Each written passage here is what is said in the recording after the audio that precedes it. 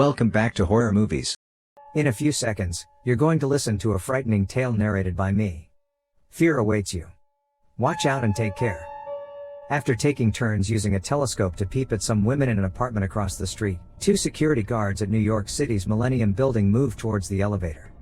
One leaves for a moment to make use of the bathroom. While in the bathroom, his colleague notices the elevators acting strangely, and he ends up getting his flashlight crushed between the elevator's doors. His colleague soon comes out of the bathroom and the two of them enter the elevator. In the morning, after an exercise session, a group of pregnant women enter the elevator, and the machine starts to descend. The elevator moves strangely fast, and then comes to a halt abruptly. One of the women presses the open button, but it doesn't work, and now they realize that they are stuck in the elevator, with no network service on their phones. It gets unbearably hot in the elevator and two of the pregnant women start to experience labor. Attempts to open the elevator doors are not successful, and strange enough, the elevator starts to go down the shaft, even when it has been disconnected from electricity. In the end, the elevator stops on the ground floor. The doors open and two of the pregnant women have given birth to their babies.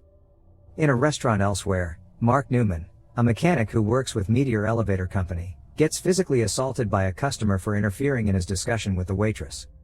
While still in the restaurant, Mark's colleague Jeff gets a call about the malfunctioning elevator in the Millennium Building.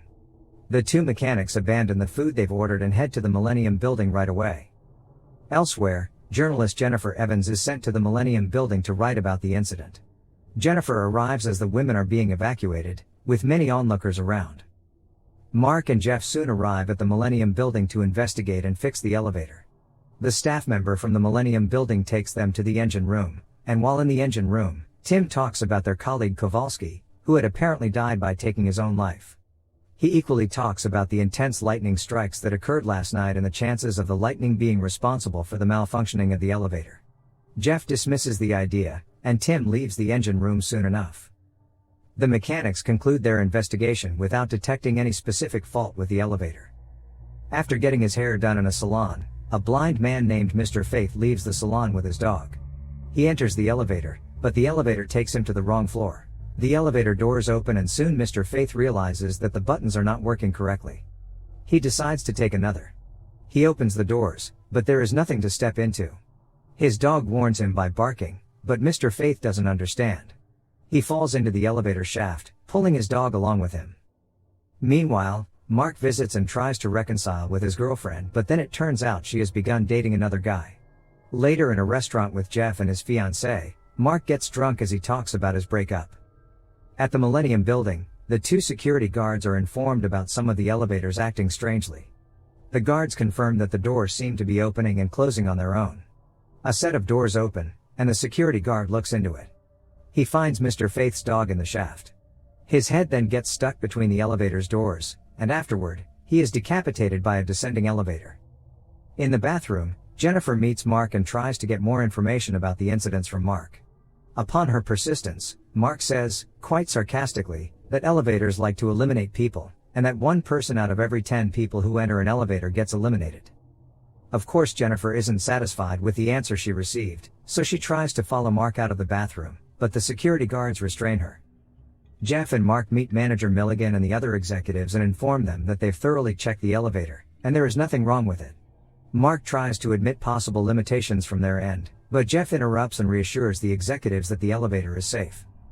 Mark arrives at the workshop the following morning, only to find out that the words he said to Jennifer have been published in the newspapers. His boss Mitchell calls him into his office and confronts him about his statement. Mark apologizes and promises not to repeat such mistakes. Later that day, Mark learns about Mr. Steinberg, a German technician who works with the elevator company. Next, 2 roller skaters enter the garage of the Millennium Building, and one collides with a car and falls.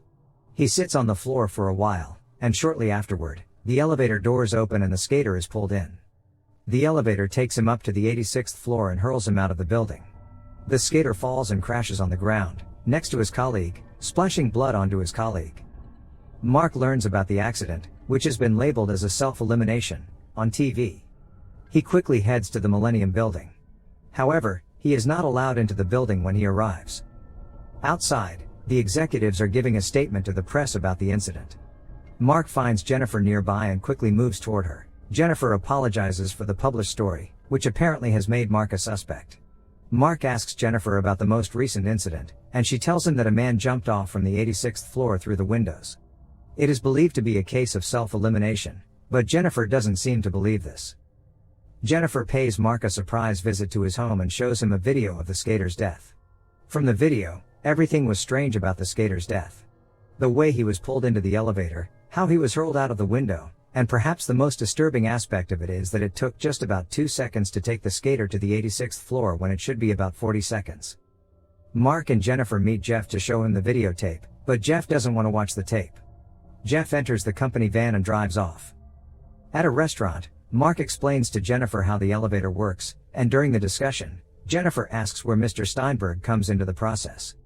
Mark tells Jennifer that Steinberg designs the electronic part of the elevator. Later in Jennifer's office, they research Steinberg on the computer and discover that his first name is Gunther. They equally learn that Steinberg was at some point involved in the production of some biochips using dolphin brains. Steinberg started working with the elevator company after losing his previous jobs. And now Jennifer strongly believes that Steinberg has a hand in what's going on. Jennifer comes up with the idea of breaking into the Millennium Building and checking the engine room. In the morning, Mr. Milligan discovers Jeff's body in the elevator. The executives release a press statement with regard to Jeff's death. They are of the opinion that Jeff had a hand in the previous accidents that happened in the elevator. The executives equally assure the public that the elevator is safe now. Jennifer finds Steinberg seated at the table as the executives address the press. She wants to ask him about the biochips, but Mark stops her from asking the question. Outside, Mark tells Jennifer about Kowalski, saying he was a deceased colleague of theirs, and now he suspects that it could be that both Jeff and Kowalski were eliminated for probably having knowledge of what's going on in the elevator. And perhaps Jeff is now being framed as being responsible for the incidents. Mark and Jennifer meet Jeff's fiancée, who reveals to them that Kowalski died the same way as Jeff. Jennifer and Mark go on to visit Kowalski's widow in her apartment. Jennifer manages to unlock the door and the two enter the home. Nobody seems to be in the home at the time, and in one of the rooms, Jennifer and Mark find Kowalski's portrait on an altar. Kowalski's widow suddenly appears behind them and tells them that Kowalski was actually eliminated, and didn't die by accident. According to her, Kowalski still haunts the elevator. When asked if Kowalski told her what was wrong with the elevator, Mrs. Kowalski says that anyone who knows what's wrong with the elevator is going to die.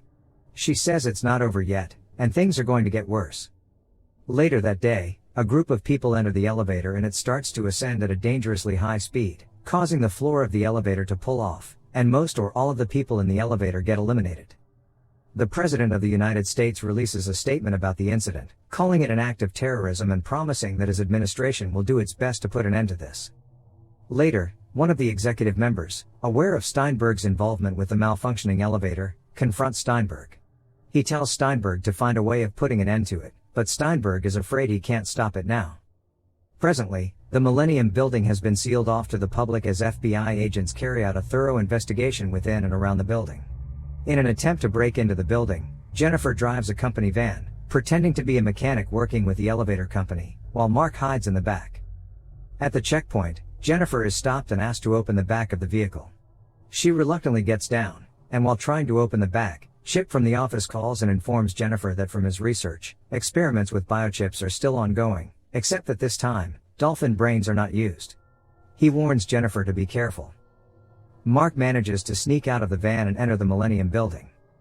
Meanwhile, the police confirm that Jennifer wasn't sent by the elevator company, and so she's locked up in a room in the building.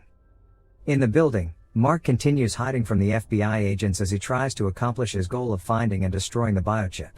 Soon he discovers the large brain-like organ made by Steinberg, which is responsible for all the incidents. He stabs the organ repeatedly, but then he has to leave when a burning elevator starts descending toward him. Mark returns to the organ after some time, carrying a missile launcher. He tries to shoot the organ, but Steinberg appears and points a gun at him. Mark manages to get the gun out of Steinberg's hand and the two scuffle on the floor. Steinberg nearly kicks Mark down the shaft, but Jennifer intervenes and holds Steinberg at gunpoint. Mark gets up and picks up the missile launcher to shoot the organ. Steinberg stands in the way, and just then, the FBI agents arrive at the scene and order them to drop their weapons. Steinberg quickly grabs hold of Jennifer, but she manages to pull away from his grip. Some elevator cables from the shaft pull Steinberg and Mark in. However, Jennifer is fast enough to pass the missile launcher to Mark. Mark grabs the launcher and eliminates the organ. The force of the explosion then pushes him out. Steinberg's corpse is discovered moments after the explosion. The story ends with Mark giving Jennifer a smooch as the elevator takes them down. Make sure to subscribe and turn on notifications so you can watch more videos like this. Thanks for watching.